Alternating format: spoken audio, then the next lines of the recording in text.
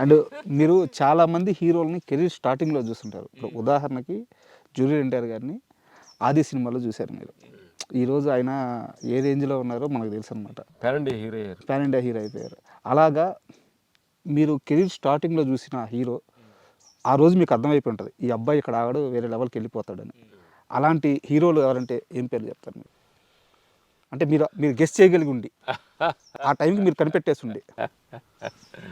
అంటే ఏంటంటే అంత పెద్ద మేధాశక్తి మా దగ్గర లేదు. కష్టపడే గుణం ఎవరి దగ్గర అయితే ఉంటుందో,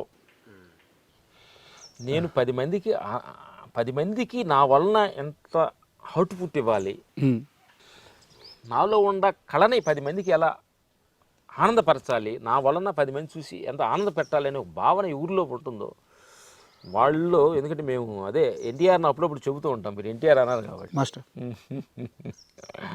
ఆయన్ని కళామ తల్లి మ్యానుఫ్యాక్చర్స్ లాగా చేసిందని అంటాం ఎన్టీఆర్.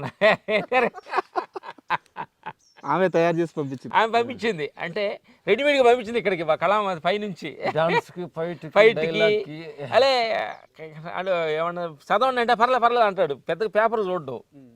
అలా ఆ కెమెరా ముందుకు వెళ్తే ఆ ఫీలింగ్స్, ఆ డైలాగ్ చెప్పటంలో కళామ తల్లి నిజంగా ముద్దు బిడ్డ అని మేము ఎన్టీఆర్ గారిని మేము అంటాం అనమాట.